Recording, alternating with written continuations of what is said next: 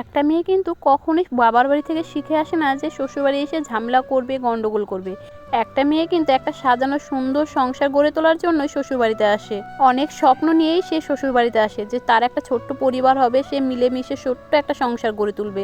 কিন্তু পরিস্থিতির চাপ পেয়ে কখনো যদি সে মুখ খোলে তখন সে কিন্তু খারাপ হয়ে যাবে। কিন্তু পরিস্থিতির চাপটা কেন আসলো, কে সৃষ্টি করলো, সেটার তদন্ত কিন্তু কেউ করবে না। সব দোষ কিন্তু সেই বৌমার ঘাড়ে এসেই পড়ে। তোমরা কিন্তু কেউ ভেবো না যে এই সমস্ত প্রবলেম আমার জীবনে এসেছে। এটা কিন্তু অনেকের জীবনে ঘটে থাকে, সেজন্য আমি তোমাদের সঙ্গে একটা বাস্তব সত্যি কথা তুলে ধরলাম। তো হ্যালো এভরিওয়ান, তোমরা সবাই কেমন আছো? আশা করি সবাই খুব ভালো আছো, আর আমিও খুব ভালো আছি।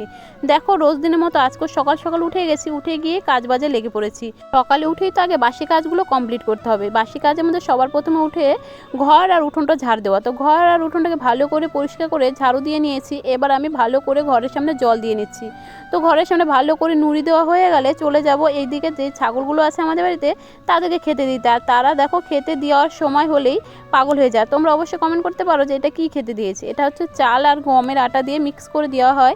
আর দেখো ওরা একদম পাগল হয়ে গেছে। তো ওদেরকে দিয়ে দিলাম খাবার। এবার খাবার শেষ হতে না হতে ওদেরকে বাঁধতে হবে, না তো কার বাড়িতে চলে যাবে আবার গন্ডগোল সৃষ্টি হবে। আমি কিন্তু কখনোই ঝামেলা করি না, ঝামেলা দেখলে আমার খুব ভয় লাগে। তো ঝামেলার থেকে 14 হাত দূরে থাকাই ভালো। দেখো, তোমাদের সঙ্গে গল্প করতে করতে কিছু কিছু কাজ এগিয়ে নিয়েছি। এবার চলে আসলাম সকাল সকাল থালা বাসনগুলো ধুয়ে নিতে, কারণ অনেকটা বেলা হয়ে গেছে, একটু রোদ উঠে গেছে।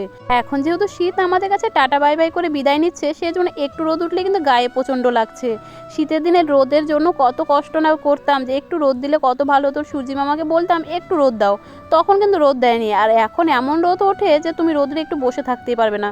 তো একটু রোদ উঠে গেছে, সেজন্য আরও ঝটপট করছি, কাজগুলোকে গুছিয়ে নিচ্ছি। তোমাদেরকে তো আগেই বলেছি যে একটা সংসারে অনেক কাজ থাকে, সব কাজটা একটা ভিডিওতে দেখানো সম্ভব হয় না।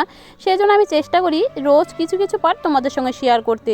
দেখো, রোজ যদি একই ভিডিও দিই তোমরা দেখতে দেখতে বোরিং হয়ে যাবে, আর আমারও ভালো লাগবে না। সেজন্য রোজ চেষ্টা করি একটু অন্যরকম ভিডিও দিতে। আর দেখো, আমাদের লক্ষ্মী কত ভালো, একটু আদর করে দিলাম।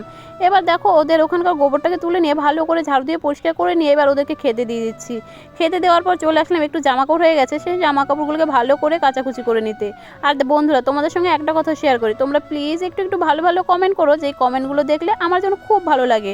আমাকে ভালোবেসে কমেন্ট নাই করতে পারো, আমার এই ছোট্ট ছোট্ট মিনি ব্লগগুলো তো ভালোবেসে একটু কমেন্ট করতেই পারো। বন্ধুরা, কমেন্ট করতেও তো আর পয়সা লাগে না, একটু ভালোবাসা লাগে। তো আমার এই ছোট্ট ছোট্ট মিনি ব্লগগুলো ভালোবেসে একটু কমেন্ট করে আমার পাশে থেকো।